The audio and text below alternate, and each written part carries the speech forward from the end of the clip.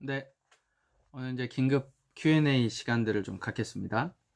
제가 BCD 안디옥에서 바울이 한 설교 내용을 하다가 그 말미에 열왕기하고 역대기를 잠깐 이야기한 적이 있었는데, 그 부분이 조금 너무 좀 짧아서 이걸 조금 더 확장해서 열왕기, 역대기를 조금 이야기를 좀 하려고 합니다. 여러분, 우리가 열왕기와 역대기가 있다는 사실을 모르는 사람들도 꽤나 많아요. 왜냐하면 역대상하는 잘 설교 안 하거든요. 잘 안 읽어요. 왜냐하면 열왕기하고 비슷한 부분도 있고 역대상은 사무엘하하고 비슷한 부분이 있거든요. 그래서 사실 사무엘 상하, 열왕기 상하는 잘 읽고 설교도 하고 하는데 성경의 본문이 그 뒤에 나와 있어요. 역대기는, 역대 상하는 열왕기 상하 뒤에 나와 있기 때문에 잘 안 읽습니다. 그리고 역대 상에는 앞쪽에 족보가 또 계속 나오거든요. 그래서 잘 안 읽혀져요. 그런데 매우 중요한 또 성경이 역대 상하거든요. 그래서 오늘은 열왕기 상하와 역대 상하를 조금 비교해서 설명을 해보겠습니다. 그런데 만약에 비교를 하려고 하면 사무엘 하부터 시작해야 되거든요. 역대기는 실질적으로 이제 아담부터 시작하긴 하지만 그래도 본격적인 거는 사무엘 하, 열왕기 상하 이 세 가지 성경과 역대 상하가 비슷한 내용이에요. 대상이 똑같아요. 그래서 오늘은 한번 사무엘 하, 열왕기 상하, 그러니까 열왕기겠죠. 열왕기. 그냥 편의상 열왕기로 하겠습니다. 열왕기와 역대기를 한번 파헤쳐 보겠습니다. 어떻게 다른지, 또 어떻게 똑같은지. 자, 열왕기는 포로기 때 쓰여졌어요. 반면에 역대기는 포로 귀환 후에 쓰여졌어요. 그러니까 열왕기는 이스라엘 백성들이 바벨론에 잡혀가서 바벨론에서 이제 이스라엘 역사를 돌아본 내용이에요. 반면에 역대기는 바벨론에서 포로 귀환 후에 와서 예루살렘에서 이스라엘 역사를 쭉 돌아본 내용이 열왕기입니다. 차이점도 있어요. 아까 제가 이야기했던 것처럼 열왕기는 솔로몬으로 시작해서 주로 분열 왕국 이야기를 기록한 게 이제 열왕기입니다. 반면에 역대기는 아담부터 시작해요. 아담부터 시작하고 주로 유다의 계보를 통해서 역사를 기록합니다. 뭐 비슷한 점은 이스라엘 왕들에 대해서 기록하고 있어요. 뭐 이게 비슷한 점이죠. 대상이 이렇게 약간 차이가 있지만 그래도 비슷하죠. 그런데 배경이 달라요. 관점도 다르고. 배경은 어디예요? 포로기 때, 열왕기는. 역대기는 포로 귀환 후에. 그러니까 관점도 조금 다르죠. 관점도. 포로기 때 쓰여졌던 관점과 포로 귀환 후에 쓰여졌던 관점이 좀 달라요. 이러다 보니 분위기와 내용도 매우 다릅니다. 분위기는 열왕기는 우울해요. 비가 주적주적 내리는 늦은 가을날 같아요. 잠깐 해가 비추기도 합니다. 그게 바로 엘리야, 엘리사, 이사야가 등장할 때랑 몇몇의 한 6명 정도인가요? 선한 왕이 등장할 때 해가 좀 비추기도 하지만 오래 못 갑니다. 반면에 역대기는요 아주 화창해요. 추위가 다 가신 지금은 좀 추운데 이제 4월에 벚꽃 나들이 하는 것 같은 그런 분위기예요. 더워서 겉옷을 탁 벗고 반팔 정도 딱 입을 날씨. 그러니까 집에서 나갈 때는 겉옷을 입고 나갔지만 너무 화창해가지고 이렇게 나들이 하다 보니까 겉옷을 약간 벗는 그런 봄볕을 만끽하는 그런 이제 분위기입니다. 내용도 열왕기는 왕들의 죄들에 대해서, 이스라엘 백성들의 죄들, 그러니까 이스라엘의 죄들에 대해서 아주 적나라하고 작심하게 지적해 줍니다. 근데 역대기는 그런 죄들을 잘 이야기하지 않아요. 잘 다루지 않아요. 특별히 이제 사무엘 하에 보면 다윗의 사무엘하 17장부터 나와 있는 다윗의 죄들 역대기에는 안 나옵니다. 예. 오히려 다윗의 좋은 점들만 부각되어져 나오는 게 이제 역대기예요. 그 이유가 아까 서두에도 이야기했다시피 그 시기와 관점, 이런 차이가, 배경 이런 차이가 조금 있겠죠. 열왕기는 포로기 때 쓰여졌기 때문에 이스라엘 백성들이 포로로 잡혀갔던 멘붕에 그들이 이제 생각하는 거죠. 우리가 왜 포로로 잡혀왔는가? 왜? 이스라엘은 선민이잖아요. 하나님이 택한, 여호와 하나님이 택한 유일한 민족이란 말이에요. 그런데 포로로 잡혀왔어요. 이스라엘이 멸망했죠. 성전이 무너졌어요. 하나님이 계시는 그 성전이 완전히 무너졌다고요. 그때 그들이 이제 질문을 하는 거예요. 포로로 잡혀왔던 그들이. 그때 하나님은 어디 계셨지? 당시의 관점은 신과 신과의 전쟁이 고대의 전쟁이거든요. 그러면 바벨론의 신 마르둑이 이스라엘의 신 여호와보다 훨씬 능력이 있단 말인가? 이런 이제 질문들이 쏟아지는 거죠. 이런 질문에 대한 답을 주는 게 바로 열왕기예요.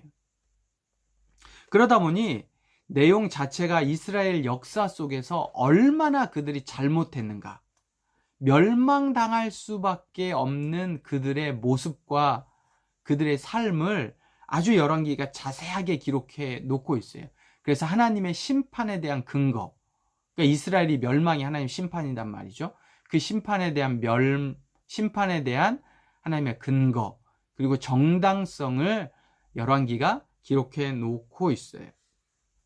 그래서 열왕기의 기자가 열왕기를 쓸 때 어떤 것을 의도했냐면, 열왕기를 포로기에 잡혀갔던 이스라엘 백성들이 읽으면서는 이런 마음이 들기를 바랬을까?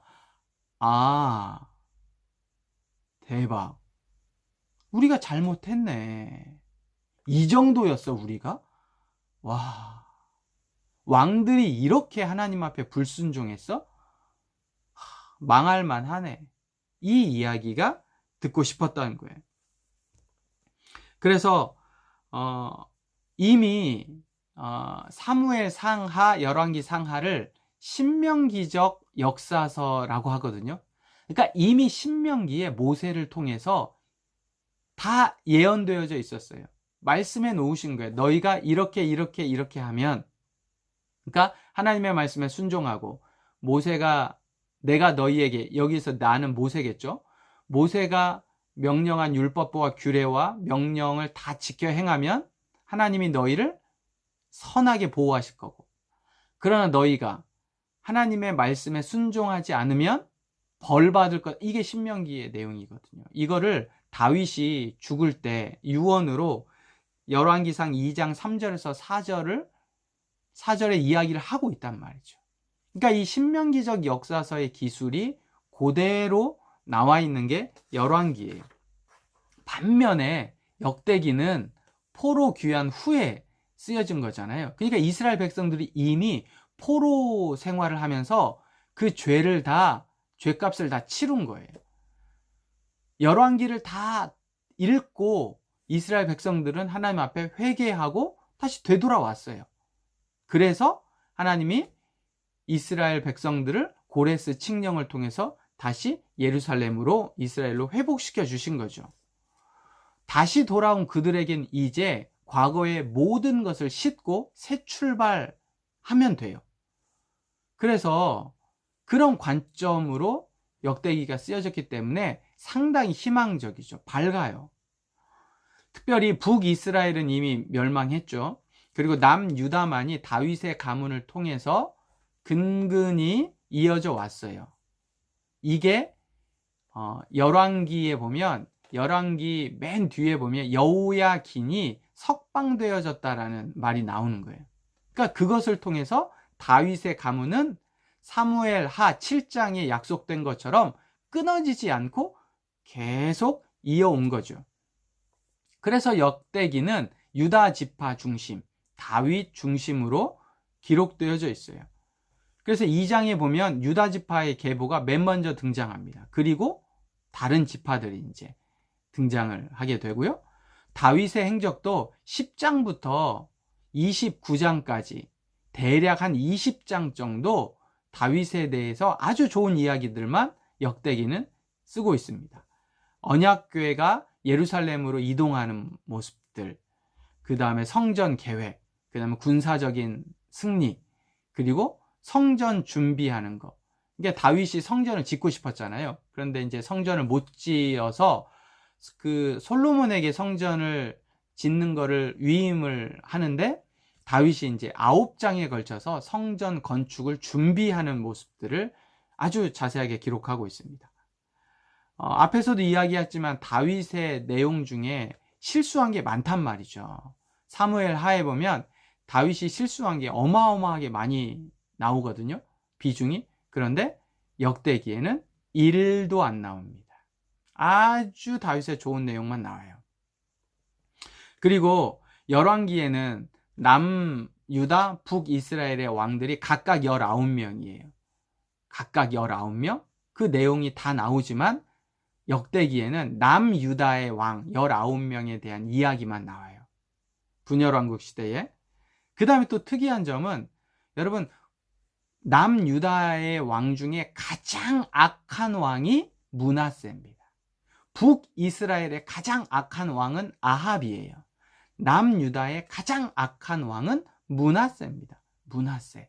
아무리 히스기야가, 요시야가 뛰어난 왕이어도 므낫세의 이 악함 때문에 여호와 하나님께서 이스라엘을 멸망하시기로 작정하시거든요. 이렇게 악한 왕이 므낫세인데, 역대하 33장 1절에서 20절에 보면 이 므낫세가 회개하는 부분이 나와요. 이건 열왕기에는 전혀 안 나오는 내용인데 역대기에는 아주 므낫세의 이 모습을 자세하게 기록되어져 있습니다.